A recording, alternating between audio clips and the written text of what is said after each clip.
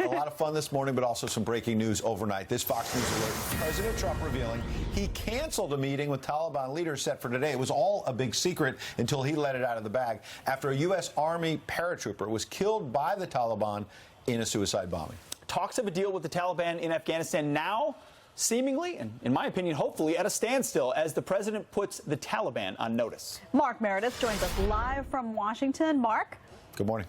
And good morning to you guys. President Trump surprised a lot of people last night when he tweeted out what he had planned to hold a secret meeting with major Taliban leaders and leaders from Afghanistan, as you mentioned, at Camp David this weekend. But the president says that meeting was canceled last minute after suicide bombing in Kabul on Thursday. In that attack, 12 people were killed, including a U.S. service member. The president tweeted about the now canceled Afghanistan peace talks. This is what he had to say, quote, "What kind of people would kill so many in order to seemingly strengthen their bargaining position? They didn't. They only made it worse. If they cannot agree to a ceasefire during these very important peace talks and would even kill 12 innocent people, then they probably don't have the power to negotiate a meaningful agreement anyway." The body of the American soldier killed in Thursday's attack, Army Sergeant First Class Ellis Barreto Ortiz, arrived back in the U.S. late yesterday. Secretary of State Mike Pompeo was among those who paid their respects at Delaware's Dover Air Force Base. Now, the president has no public events on his schedule today when that meeting would have been taking place at Camp David, but we'll be watching to see if he adds any more tweets on this topic throughout the day. Pete, Ed, and Jedediah, back to you guys in New York. All right. Mark Meredith in Washington. Appreciate it. Big development because it felt like the momentum was an automatic deal. And a lot of people looking from the outside felt like this is a really bad deal. It doesn't guarantee our continued commitment of a counterterrorism force. It doesn't ensure the survival of the Afghan government. The Taliban wants to topple the Afghan government. It doesn't end the fighting. There's no ceasefire.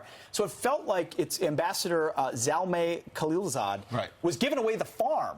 And at the last minute, the president tweets out last night about 7 p.m., hey, stop. We're losing guys on the ground. And they're trying to do it as leverage. So I think a lot of people say this is time to step back and wonder what we're getting out of this. Yeah, I think a lot of people were happy to see him cancel that. One thing that always comes up, and I brought this up to you, Pete, is that people ask me oftentimes what the distinction is between you have ISIS, you have al-Qaeda, you have the Taliban, in terms of whether or not you could actually trust any of those groups of people to sit down at a negotiation table and actually follow through on their word. Is there a distinction to be made there? No.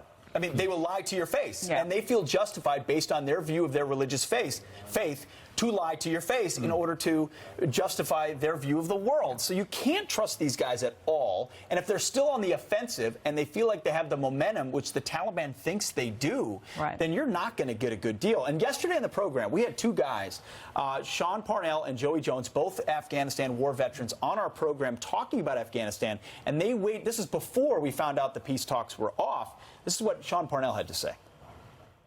How can you have a peace deal when peace is not a part of it?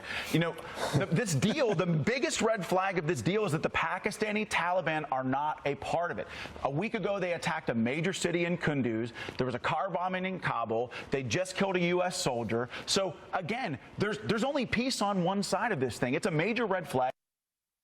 We have to show them that we're not just looking for an exit strategy. If that's what they believe we're doing, which really is what it looks like, then, you know, they have the time and we have the watch. They'll wait us out. But if they understand that we're not going to let them do the things they've done before, to include 9/11 or harboring people like that, then we might have a place of negotiation. But the way it is right now, they're killing us while we're talking to them about territory they can keep that we spent 20 years taking away from them or fighting them over.